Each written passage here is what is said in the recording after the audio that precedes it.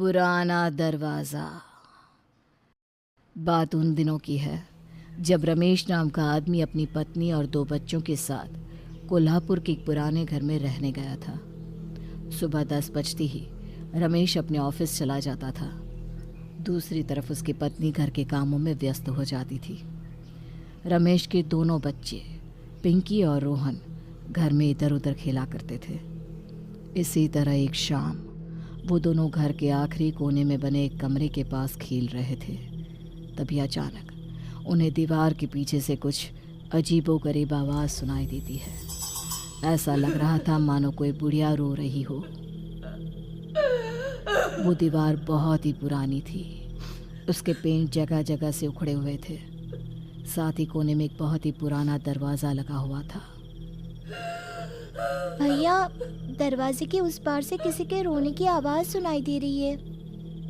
हाँ, मैं भी आवाज़ सुन पा रहा हूँ, लेकिन आखिर दीवार के उस पार कौन हो सकता है? चलो एक बार दरवाज़ा खोलकर अंदर जाते हैं, तभी हमें सच्चाई पता चलेगी। उसके बाद वो दोनों दरवाज़ा खोलकर अंदर चले जाते हैं। तभी अचानक 2 जले हुए हाथ उन दोनों की गर्दन पकड़ लेते हैं। छोड़ो, छोड़ो मुझे, छोड़ो। लेकिन अगले ही पल एक बुढ़िया उन दोनों के सामने आ जाती है। मुझसे डरने की जरूरत नहीं है बच्चों, मैं तुम दोनों को कोई नुकसान नहीं पहुंचाऊंगी। उसके बाद बुढ़िया अपने हाथ उन दोनों की गर्दन से हटा लेती है। कमरा बहुत ही अजीब दिख रहा था। वहाँ पुराने समय की काफ़ी चीज़ें बिखरी हुई थी। तभी एक बूढ़ा हंसते हुए पिंकी और रोहन के सामने आकर उनकी आंखों में देखने लगता है। मुझे बहुत डर लग रहा है। आखिर ये दोनों कौन हैं? अरे डरो मत बेटा, हमें अपना दोस्त समझो। आज से हम दोनों तुम्हारे दोस्त हैं। वो देखो, सामने अलमारी के अंदर ढेर सारे खिलौने रखे हैं। जाओ जितने चाहे उतने खिलौने ले लो। जाओ बेटा। खिलौनों की बात सुनकर दोनों भाई बहन ना चाहते हुए भी अलमारी की ओर खींचे चले जाते हैं। फिर वो दोनों अलमारी खोलकर देखने लगते हैं। अंदर तरह तरह के एक से बढ़कर एक खिलौने रखे हुए थे। तुम दोनों रोज हमारे पास आना, हम तुम्हें इसी तरह खिलौने दिया करेंगे।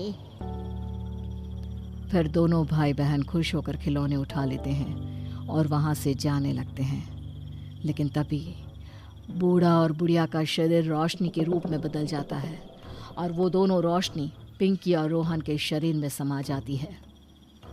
उसके बाद वो दोनों दरवाज़ा खोलकर वहाँ से निकल जाते हैं। उस समय रमेश की पत्नी मालती रसोई घर में खाना बना रही थी। तभी पिंकी बुढ़िया की आवाज़ में करहाते हुए मालती से कहती है, बेटी, मुझे बहुत भूख लगी है, मुझे कुछ खाने को दे दो।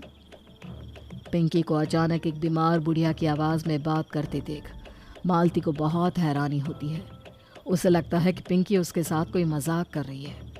उसके बाद वो पिंकी को डांटते हुए कहती है, देख पिंकी, मुझे चुपचाप खाना बनाने दे। तेरे साथ टाइम पास करने का मेरे पास समय नहीं है। तेरे पिताजी किसी भी वक्त ऑफिस से आ जाएंगे। लेकिन तभी पिंकी जोर से मालती के बाल पकड़कर अपनी ओर खींच लेती। उसके बाद पिंकी फिर से बुढ़िया की आवाज़ में कहती है, मैंने तुझे बेटी कहा और तू मुझे धुतकार रही है। चल जल्दी से खाना दे मुझे।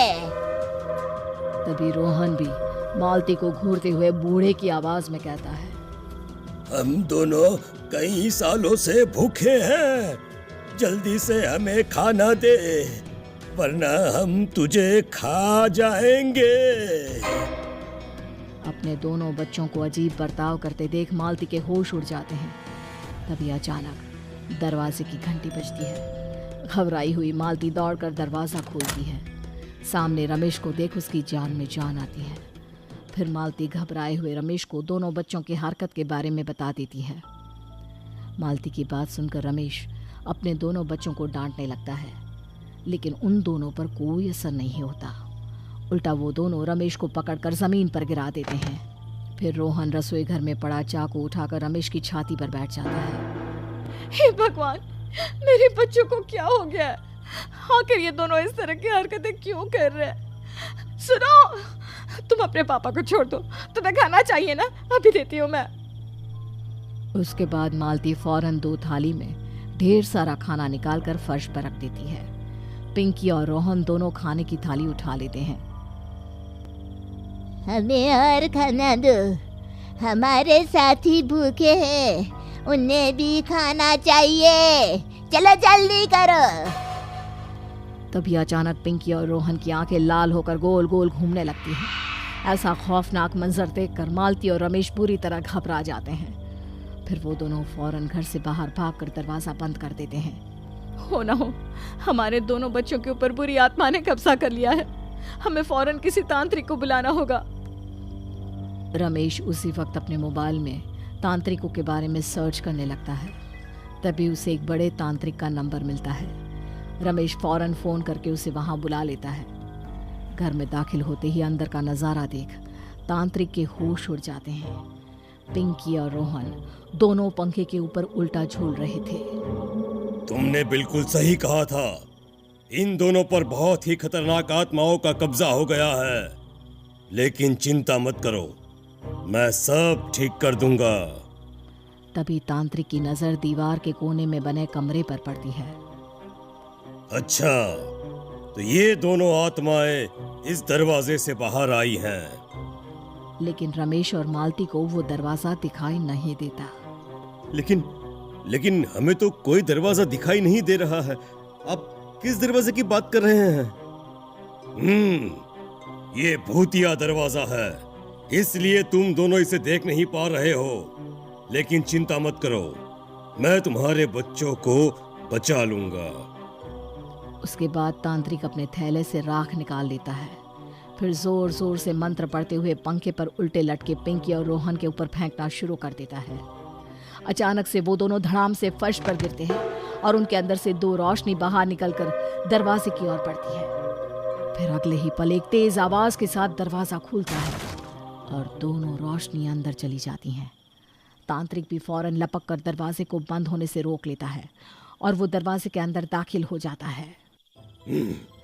मुझे लगा था यहाँ पर सिर्फ 2 आत्माएं हैं, लेकिन ऐसा लगता है कि यहाँ पर ढेर सारी आत्माएं मौजूद हैं।